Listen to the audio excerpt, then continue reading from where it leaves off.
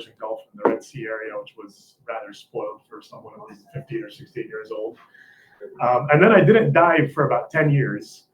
And randomly in 2006, I came across a posting that said certified divers wanted. I was between jobs. I called the guy, and they needed someone to go and clean the fish tanks at the Bass Pro Shop up in Gurnee Mills.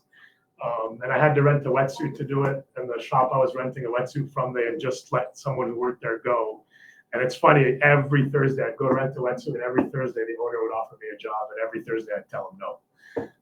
And then, my joke is like I just cracked one day. I couldn't, the pressure was too much. And I was like, they keep asking me, so I'll just try this. And I fell in love with it from day one. I was one, I was surprised you could work in this industry. And then two, you deal with happy people most of the time.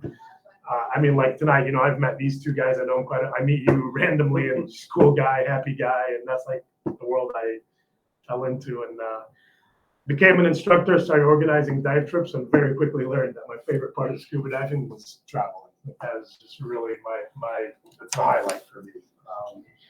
And so today, I'm going to talk to you guys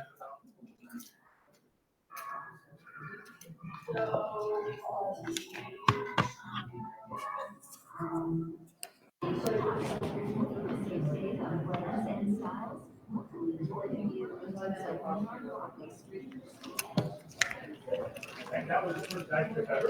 Yes, nice, well done. Yeah, I like that. So, okay, The diving was nice. was nice. Yeah. Okay. One guy to the boards, you can go so far out to sea. Yep. That when we came back to the land, there was a heavy storm, and we didn't even see it. All right, I'll speak this way since Brian's troubleshooting, so I can see what I'm showing you guys. Okay. No, I can't use the PowerPoint presentation. Well, I get you. I just came loose. All right, are we on live or no? Yeah, we're live. Oh, we are live. Okay. Yeah, well, that's fine.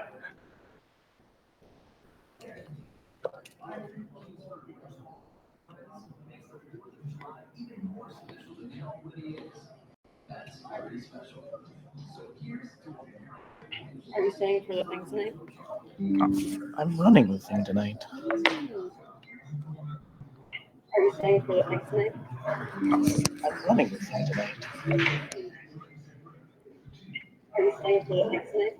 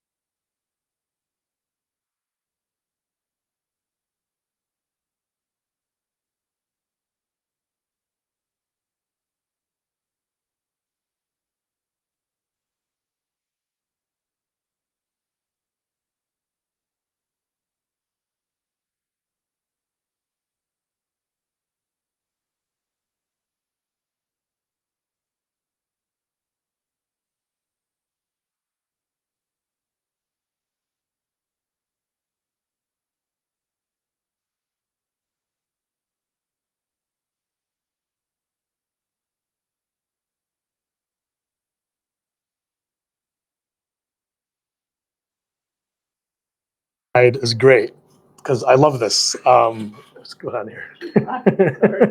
This is awesome. It's like when I was young and my mom was doing things to me. What is happening, Brian? So this schedule right here, this is like with minor variations what life on a liveaboard is like. You wake up and depending, you'll either do a dive first or you'll eat, but they very much try to feed you before you go diving, right? So they'll do a small breakfast, maybe just like some cereal, bagels, things like that. Then you'll go do a dive. Then you come back and they have a proper breakfast for you.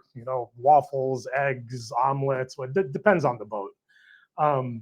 Then you take a little break. Then you go do a dive. And then you come back and eat lunch. You take a break. You do a dive. You come back. And then this next one depends on where you are, what time sunset is. If there's night dives involved, you might do a dive and then do dinner. You might do dinner and then do a night dive afterwards. But this is like the joke on liveaboards is all you do is eat, dive, and sleep, right? I mean, there are some other activities that go on, but that's that's all you want to do. That's all you can do on the liveaboard. So that's what, oh, for crying out loud, Brian.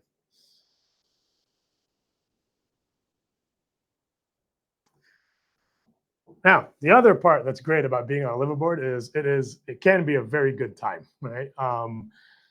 You know, we all have to be careful with the whole mixing drinking and diving, obviously. So you cannot do any drinking and diving, but there's like fun festivities at the end of the night. When you're done with your day of diving, you can have a few beers, have a cocktail, be responsible about it. This picture is one of my favorite experiences on a liveaboard. This was in Cocos Island in Costa Rica, which is like from mainland, you take a 36-hour boat ride out there.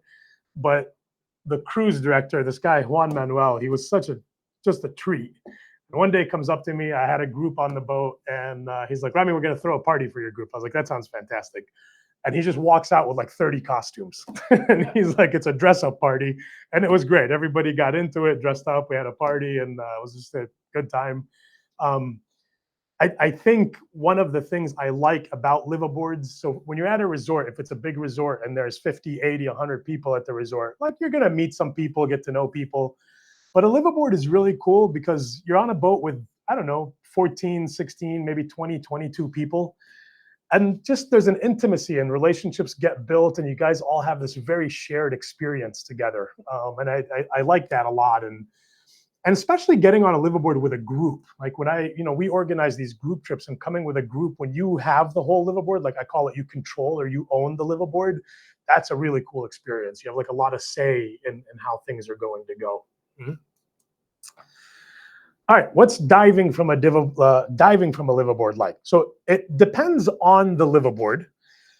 Some liveaboards you can dive right off the big boat. So a lot of boats, they'll have like a dinghy or a panga style boat with them that you dive off of. And some you just gear up, you stand on the back of a big giant platform and you jump off. And I would say it's mostly dictated by where you're diving and whether they have rules about, can you just dive off of a big boat or do you have to get into a smaller skiff or a panga and go diving? Or just logistics, right? It's just easier to get into panga and go diving, or the big boat just can't get in or close enough to the dive sets that you want to go. Mm-hmm. This picture here, there might be one later in the presentation. This is that same boat in Costa Rica we go. Those were like the best dive dinghies I've ever used because they're almost like a small day dive boat. They're powered by two big engines. I mean, we zipped around everywhere, good hard hull. Actually, every other liveaboard I've done, you dove off of, oh, sorry, it's the next slide. A panga, right? So this little Zodiac style boat, and they're fun. Like everyone always jokes, you feel very Navy Sealy when you're diving off of those, but you gear up, you sit on the edge, you back roll into the water, and then when you come back, almost all of them, I've been on maybe one where you climb back on with your gear, but the crew just tells you, just take your gear off, pass your gear up, and then you climb on the boat, and that's it. Now, dive decks all vary on different liveaboards. So like this is one example of a dive deck. This was a boat in Galapagos called the Calypso. They had a really cool, nice, spacious dive deck. So you had a lot of room to set up and stow your gear, but we still got in the smaller pangas when we dove. This deck right here and this one, I don't remember. This is actually the Galapagos one. This is in the Sea of Cortez on the Rocio del Mar, which is a trip that we're doing in July next year. Two of our instructors, Jen and Eric, are leading that one. That's a really, really cool trip, and it's a fun boat to go on. But that's what diving off of a liveaboard is like. Guys, the other thing I'll emphasize, one nice thing about them is liveaboards are full service. Like I haven't done one yet where they're not full service. Sometimes it's too much. Like sometimes you're like, it's okay, I can bathe myself. You don't have to come in and give me a bath at night, right? But dive gear wise, you basically set up your gear once, and then that's it. It's not like a land-based resort where you're swapping tanks and doing all that. A lot of times you go do one dive, you come back to the big boat, they take your regulator off, they fill your tank. I mean, your gear is set up and done. And pretty much they deal with everything. If your tank has to go from the big boat to the small boat, they do it for you. If it has to come back, they do it for you. Yeah, it can be a very luxurious experience where you do very little. Like you get to just relax and enjoy your trip. All right, what makes liveaboards such incredible experiences? This is from that same Costa Rica trip. They made me give a presentation about like the history of the island. I had to dress up as a pirate, which I did not. I had to study for it. I did not enjoy that at all. So I mentioned it earlier, but one of my favorite things about liveaboards is just the camaraderie and friendships that form on them. I have met some really great people, and once you spend that kind of time on a boat with them in kind of intimate quarters, it's just so easy to become friends. And some you keep in touch with, some you don't, but definitely during that time you're on the boat together, it's a really, really beautiful experience that I enjoy. Another thing that I like about them is just like the knowledge and experiences you enjoy. Um, I don't know what, I mean, resorts are a lot like that, but just people who work on boats are just really cool. You want to go into the wheelhouse and learn about charts and how to drive a boat or whatever. It's never been on one that didn't let anyone go up there and do that, you know, within safety parameters, obviously. Um, because you have so much downtime and there's nowhere to go, it's easy, like between dives, people grab books, share knowledge, identify fish. One thing I've learned, the more I know what a fish is, what I'm looking at, the more I actually enjoy seeing them when I'm diving. I just find it to be a lot cooler. So that downtime is there. You can learn about dive briefings. This was a dive briefing board that got out of control. We just kept adding to it. And the other things I enjoy, like this is in Indonesia, you just get cultural experience. The crew would sing very local songs for us. They did a local dinner for us. The bottom here, this is Komodo National Park. This was an island in Indonesia, in Raja Ampat. We just stopped and you got to experience local culture and see how they lived. And so one of the cool things about them is you get to go to remote places. You get to go, and although interestingly, Raja, not necessarily remote, you can do day trips there. But one of the things I like about liveaboards is if I were to go to Raja and say at a land-based resort, I'm only able to dive through day trips in that one area. Whereas when we did Raja, and I'll show you on a map later, we got to travel around a pretty big area and experience a big variety. And that's another nice advantage of liveaboards. And they usually do a really good job of it. You dive during the day, eat dinner, and then they just sail overnight. So you're not wasting your day and missing dives or anything like that. Another thing that's great about liveaboards is you have a lot of time to unwind, relax, do what you want, and it's almost always being surrounded by just beautiful, tranquil settings. It's either nothing but blue water around you or beautiful islands, and you can read a book, you can relax, you can sit in the sun and lounge, you can nap, you can sleep. One big question I get a lot before people do a liveaboard, their big concern is, like, what if I need some of my own time in my own space? And amazingly, everyone who's ever had that and done one, and I ask them later, they say it was never an issue. You want some quiet time, whether it's in your cabin or just grabbing a chair and sitting up and reading a book, it's all available. I mean, people just don't bother you. Lots of good nap time. And I don't know, at the end of the day, for me, I think the best thing about a liveaboard is you just get to go some really amazing places. Some of them you cannot do by doing day trips. I'm going to go over a few trips with you guys that I've gotten the privilege of doing that you cannot do on day trips. And so to me, that's like the ultimate about a liveaboard is go and experience stuff that you're never going to unless you get on a boat and go do it. Okay? And the first one I'm going to talk to you about is right now, probably my favorite place in the world to go diving. And this is the Socorro Islands in Mexico. That's like the very southern tip where you just were, Jim, in Cabo San Lucas. You get on the boat there, and then you go to this first island, San Benedicto, and it's a 24-hour boat ride, which is really, really freaking cool when you like start your trip by just getting on a boat, and then you have 24 hours to just hang out and relax until you get to your dive site. You know? And so Socorro, or it's called the Revillagigedo Archipelago, but they call it the Socorro Islands. It's a series of 4 islands: San Benedicto, Socorro, Roca Partida, and Clarion. And generally, what most trips do is you dive these 3 islands because that one's quite a bit far away. So they have to do longer trips to go to Clarion, or they do special expeditions to go there. San Benedicto is the closest island to Cabo, and normally that's always your first stop. And then Socorro is the largest of the islands. And Roca Partida is not really an island. It's just a pinnacle or cement that sticks out of the water. You can swim a lap around it on a dive. And it is my single favorite dive site in the world. There is so much life at Roca Partida. Giant tuna, schools of tuna, schooling sharks, silkies, hammerheads. You get whale sharks out there. You get mantas out there. The first year we went out there, we were diving with humpback whales. They get orcas. They've had orcas out there. They get false killer whales. I mean, it's like almost every large animal in the ocean comes through there. It's an exciting place to dive. It is super cool. And it's not the size of this table, but it's like, it's so tiny. And yet there is life all around it. It's such a cool, cool place. Yeah. And this is a trip we're actually doing in January 2026. I've been out here 8 times. I love this place, and what I argue is it's probably the best place in the world, and I say that from where I've been, where you can get the best big animal interactions. So not just encounters, but actually interactions. You can go and pet wild dolphins out there. The mantas love the bubbles from your regulator. So if you like time it right and you start swimming and you get like a giant 15-foot manta above you and you start blowing bubbles, it'll be just an inch or two above you, just parked above you, and swim with it as long as you can. Yeah, it's just a fast, and you're remote. You're just, all you see is an island and then just surrounded by water. It's such a cool experience. That's in January 2026. January 26th. Is that going to be a tour from here? It's from here. Yeah, exactly. Yep. Hasn't been posted yet. Not yet. I just put the details together. They'll be coming out in probably the next week or so. Yeah, I'll keep you posted about it. Yeah. So this is like a little video of trips that I've done to just show you a little bit, a little choppy, of course. So there's a lot of cleaning stations there. So you go to these cleaning stations and you just hang out, and sharks come through and get cleaned.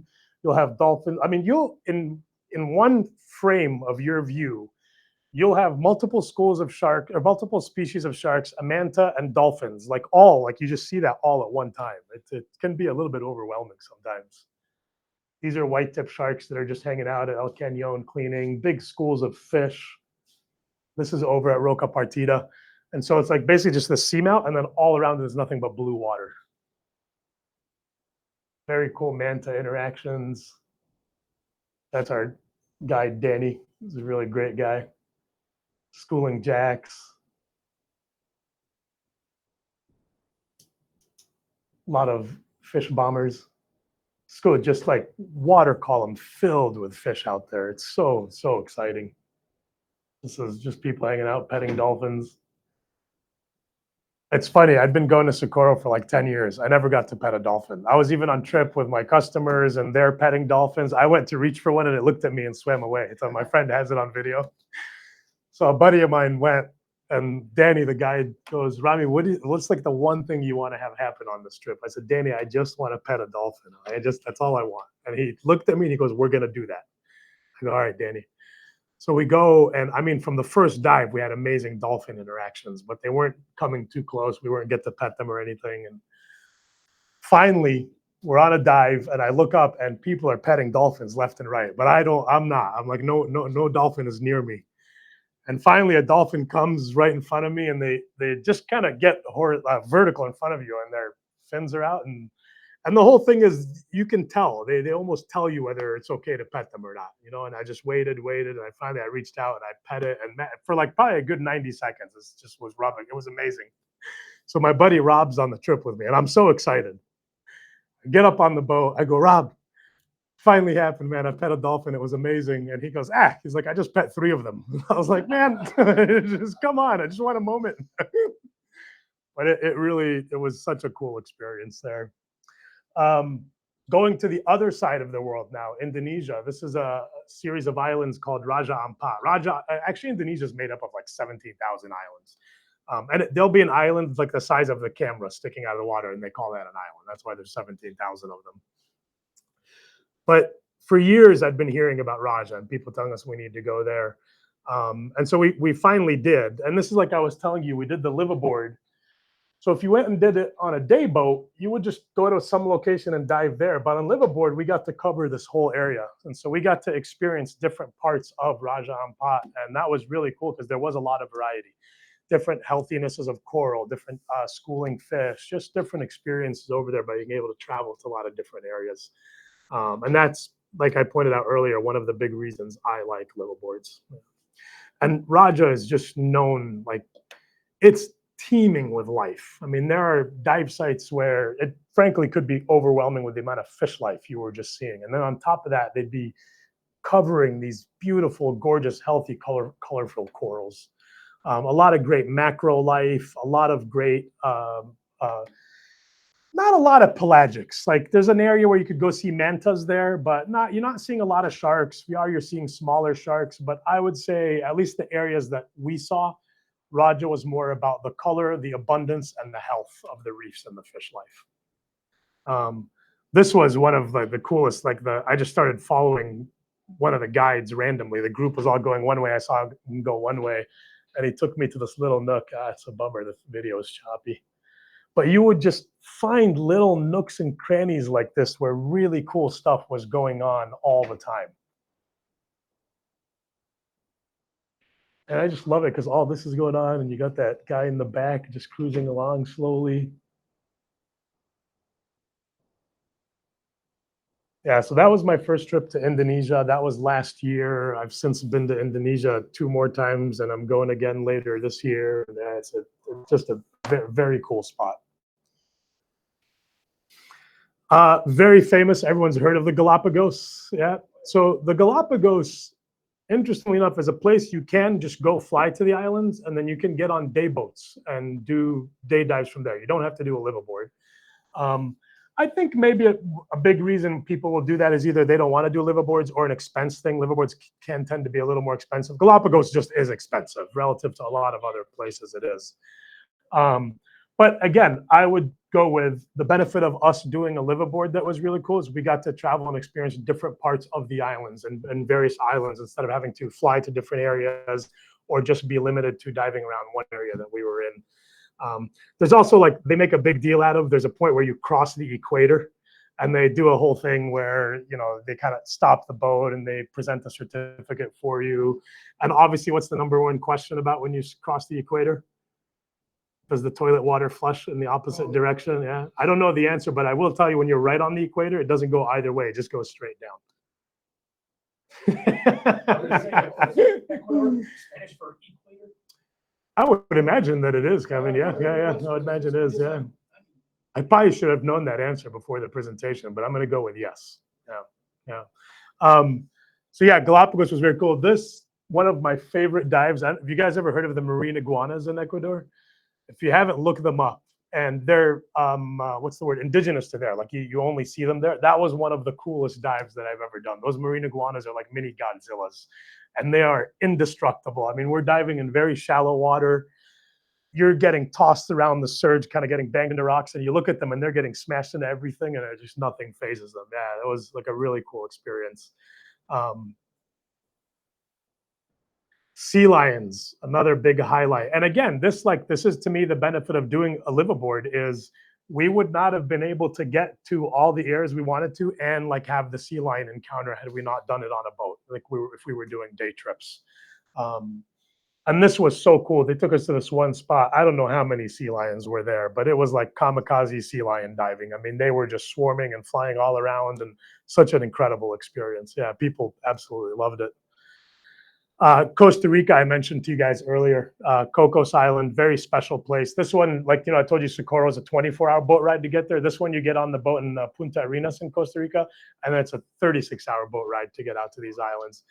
You're just in Pacific blue water, and then you get to this island, and there's a lot of mystique around this island. It's I don't know if you can see in this picture, it's kind of cut off, but there's a skull. Just looks very much like a skull up in that top right photo. And so they show that to you. It's very cool. I regret it. One of the other really cool things about a lot of liveaboards is you're at certain places, they'll give you opportunities to do land excursions. And so Cocos Island is one of the islands you can get off and you do a tour on the island. I didn't end up doing it. I was really just loving the diving, and so I didn't go. But if next time I go back, I would definitely do the land excursion. And it is something, if you do liveaboards, I do encourage you to strongly consider. You might be super in love with diving, but take advantage of being in locales you may not go back to, or they just might have a unique experience for you to go and enjoy.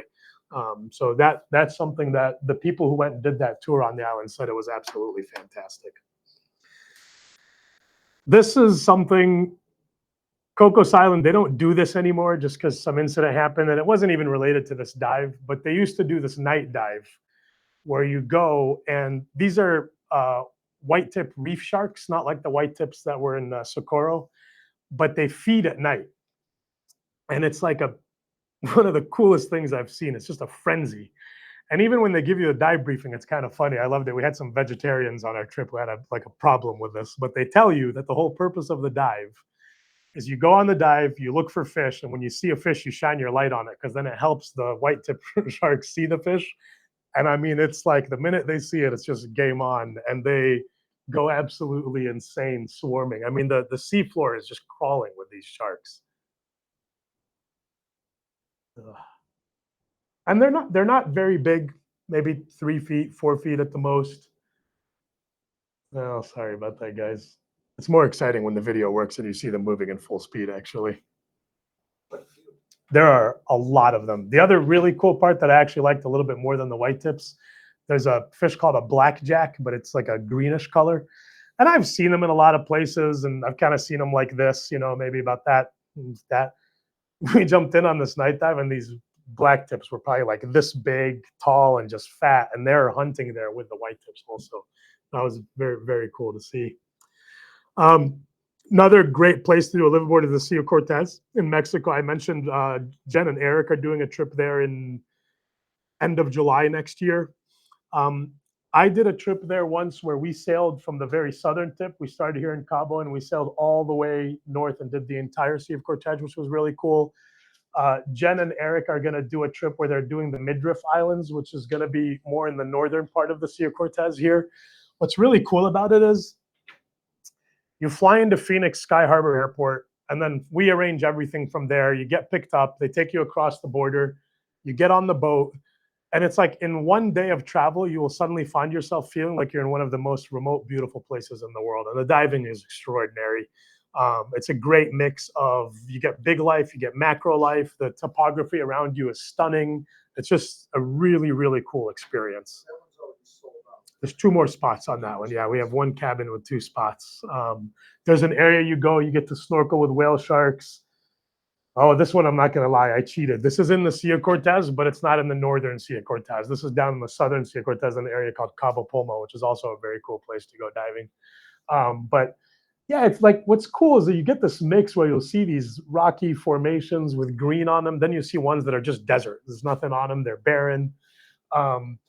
More sea lion experiences in the Sea of Cortez. You get different areas. And actually, I'm going to touch on a trip later on that Brian's going to do in November. And then, like I said, going in and being able to, what's that?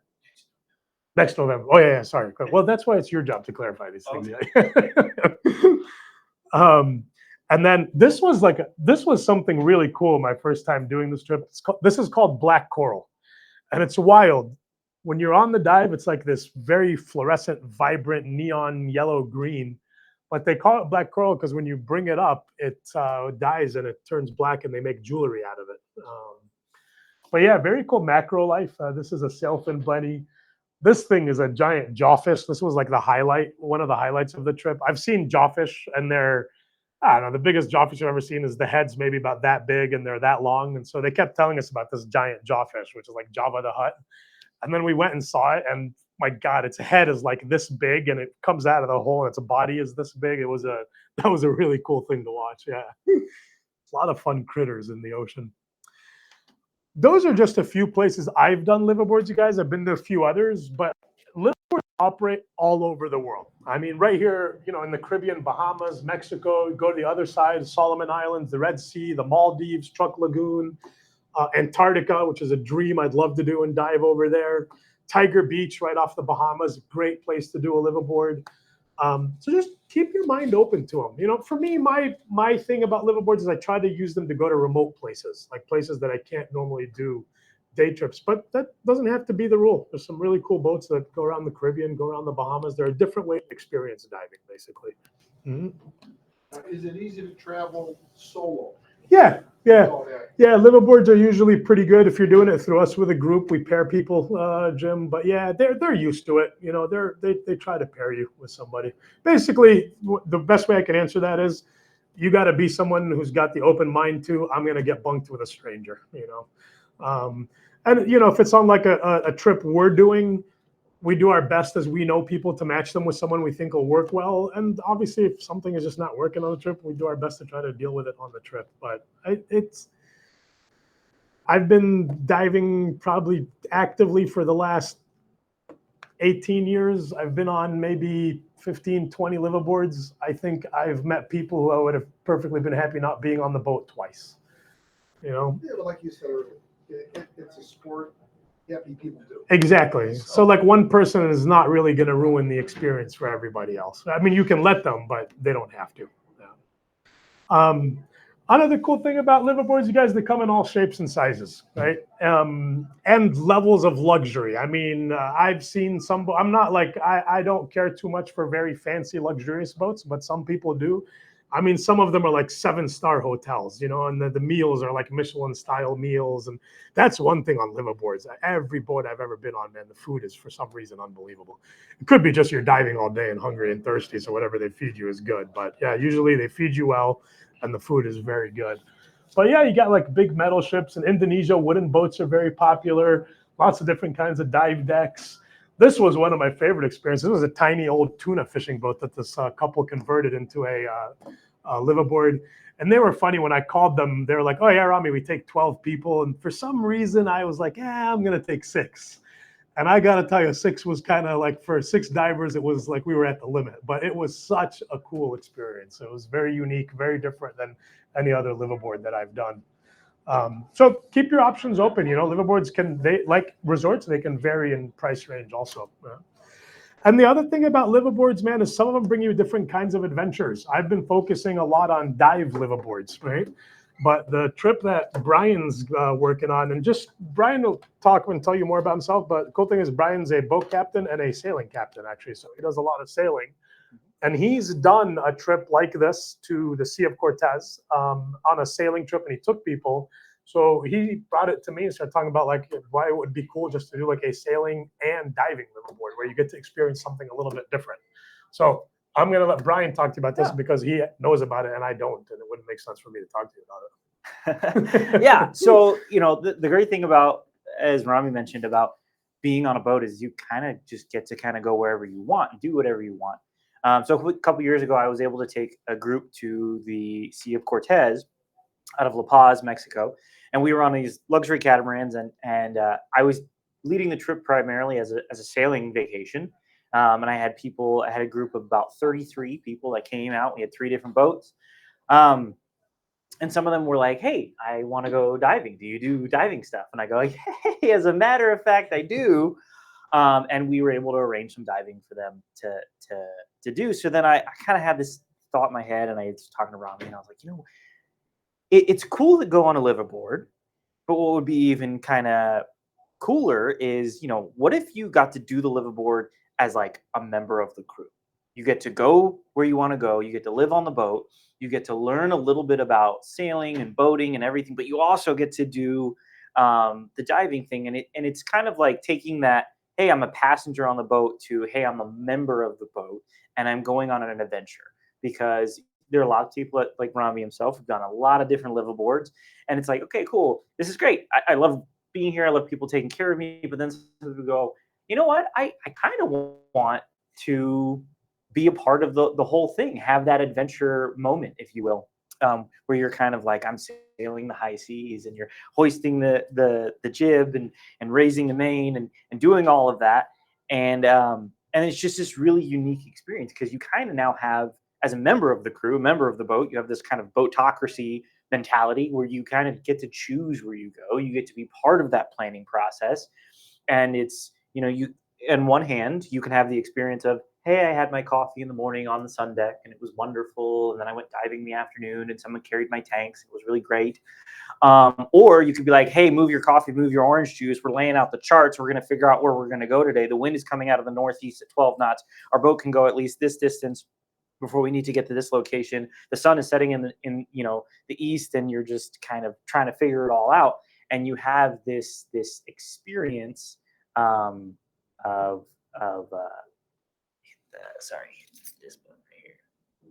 this experience of being a member of the crew, being a member of the boat.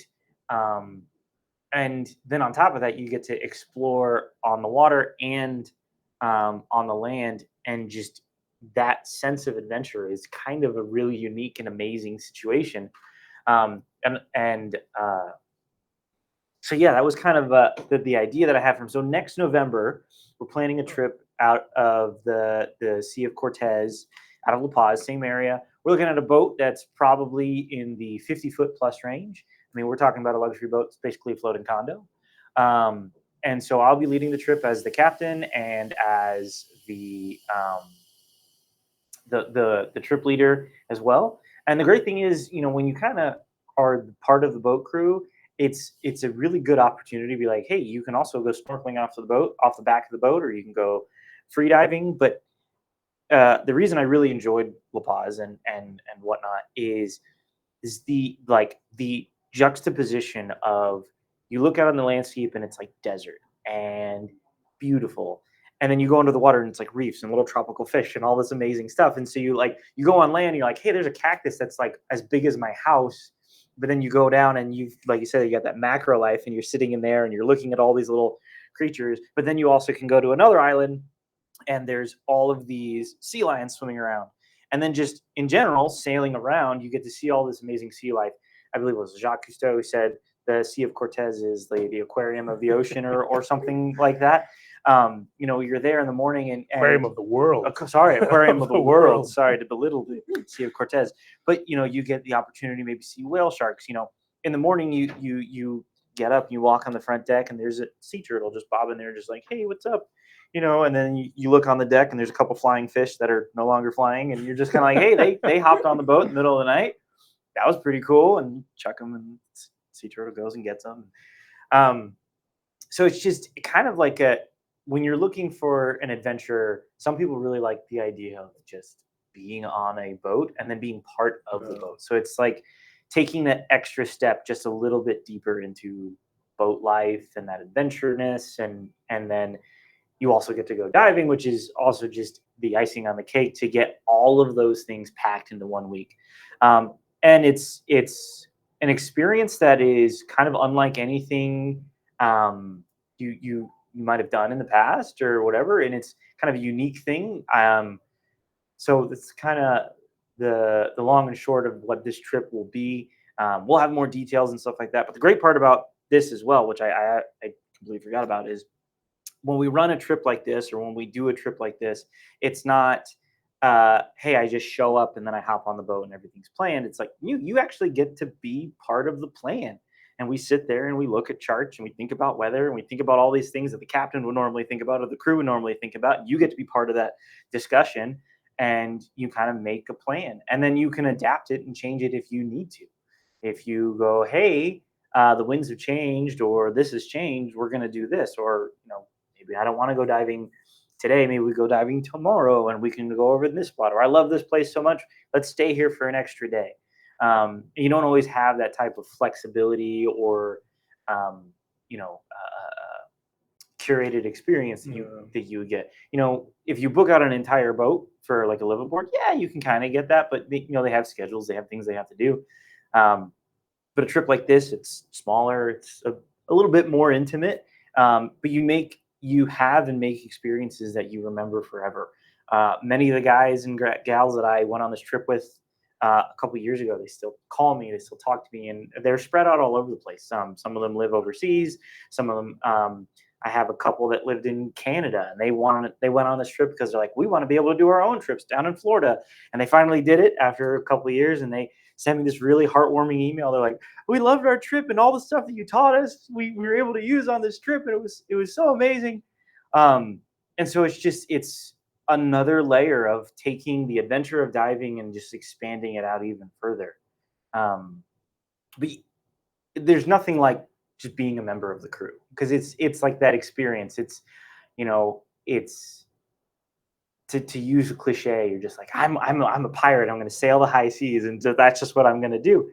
And I would highly encourage you, if that's something you're interested in, give us a call, talk to me, stop in the store, send me an email, and we would absolutely love to have you join us on this trip. I think the idea too, we decided, is on the last day you're getting off the boat and they have to figure out how to get themselves back, right? Yeah. Because you've taught them everything. I've taught it. Yeah, I'll have taught you everything. I'll sabotage the boat completely and just leave. Won't even be close to the dock. I'll just hop off and swim away. Perfect. You will leave the shop.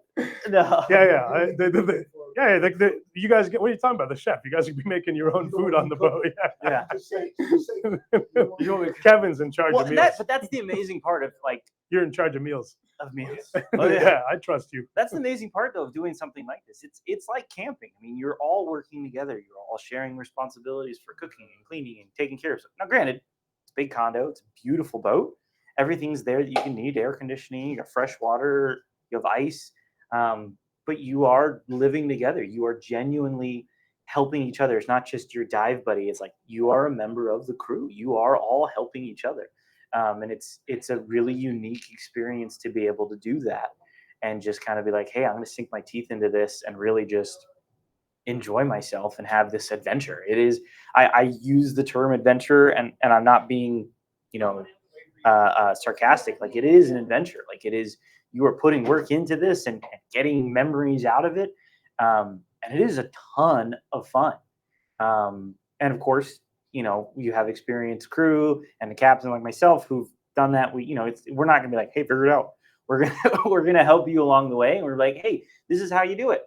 And then we're all gonna work together to do it. And it's that just kind of unique kind of bonding experience. And some people might shy away from that, but the people that I had on that trip, we had everything from people in their late 20s to I think our oldest passenger was in their early 70s, late 60s. And I've taken people on trips that were in their late 70s and they still were a member of the crew and they had jobs and they took care of things. They made eggs. They were really good at making eggs. You can do that. And so everybody, everybody's got a job and everybody's got, something to do. But it's the nice thing is like, what you're getting into as you go, because you're building this plan and then you go there and you execute the plan and you do it and then you have a wonderful time and then you get to dive and just come back. And the probably one of my favorite things is like when the divers came back, there was a group that went diving and there was a group that went snorkeling. And then that whole night we had like a little party on the boat. There's 3 boats and I had kind of the nicest boat. Because lead guy. And so all of the 2 boats, they hopped in their little dinghies and they zipped over and they all tied up on the back of our boat and we're sitting there and we'd made dinner and it was the leftover mahi-mahi that we had caught earlier that week. So it was super fresh. And so we're making that and we're swapping stories and the divers are telling all their stories and they're pulling out their GoPros and they're showing them. And the snorkelers are telling all their stories and it's just all night, just into the night, just talking and sharing stories and experiences and like, well, let me tell you about this other thing. And it's just this beautiful moment of just enjoying the water and the wildlife and everything. And every day, you're out on the water and it's, morning to morning, one person, I saw this. Well, I saw this. Well, I saw this. And then you're comparing notes and it's just an amazing experience. And so, the Sea of Cortez is probably one of the best places to do this. It's also warm. And so, November 2025, if you're getting tired of the cold Midwest, we will be putting this trip together and trying to coordinate it. And I've got maybe, I'm not going to make any promises here, but I've got maybe another group of sailors who might want to come alongside us and they'll have sailing stories and it'll just be a ball to have that adventure to do something like this. Nice. Because some people love that, right? And it's a lot of fun. A lot of fun. Nice. Thanks, Brian. That's not good. I think I might go. You want to go? All right. Sea of Cortez really is such a cool place to dive. I mean, it is Like working the boat. teaming. That Yeah, like sounds isn't it a cool experience? I It's just haven't something to done that in learn. 50 Yeah. years. Yeah. Yeah. I would love Yeah, I to think it'd be do cool. that again. Yeah. That opportunity again. Oh, and it's I'll teach you the basics of sailing. You don't need to know anything about sailing, but like you'll come back saying salty phrases like, yeah, I hoisted the main and I trimmed in the jib and then we tacked and it was amazing. And then, we had an issue. We had to crash tack and drop the anchor on the port side. And people are like, what are you saying? I mean, I barely understand all the dive things you say. And then now you're adding all of this. And then you're just, yeah. And then I have a pet pirate now and I wear an eye patch and, We gotta get those for everybody. of course, yeah, because yeah. it's mandatory. Mandatory. You gotta have an eye patch. We'll have a patron, pet for the trip. But it's amazing. I mean, every night, even then, it's like we would sit there at anchor and you could look down and see 50 feet straight to the bottom. And it was funny at night. We'd take our dive lights and we'd hang them in the water, and you'd see. We would, for whatever reason, the eels came out at night, and so we just see them swimming across the bays that we were in. And then my favorite thing was I called it the Council of Old Men. For whatever reason, every single one of our boats, when we would go down the anchor chain, there was like 9 or 10 puffer fish, all just around the anchor chain, just all looking at it, and they all just looked very upset, like very concerned, like, what is this? I don't know. This shouldn't be here. And it was just every night we would always check. We're like, is Council of Old Men there? Yep, nope, they're there. And have that like permanent look on their face. Just mad. And if you got too close, one would puff up like, we're so sorry. But it's just those cool little things that you just wouldn't normally get. Yeah. Very cool. Thanks, Brian. Of course. Yeah. So guys, yeah, thanks for coming and listening to us talk about liveaboard diving. Hopefully you learned something. Hopefully it got you excited about the idea of doing a liveaboard, doing another one, Kevin. And really, that's all we have to share. Do you guys have any questions or anything you want to share or anything like that? You ever been diving in Pensacola? I've never done Pensacola. Yeah. Have you gone, or is it going to be your first time there? But it's your first time there? Yeah.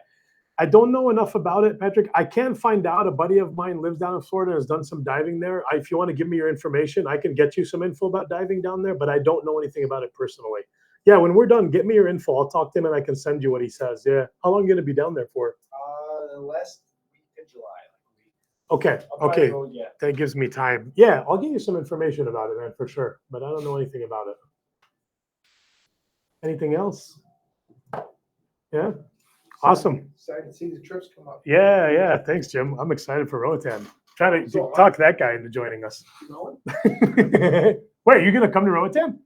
Yeah, with a diverse, go ahead. I think I said it before I learned about yours. You're going with Dan and Cindy with DJ Scuba. Yeah. Yeah. Okay.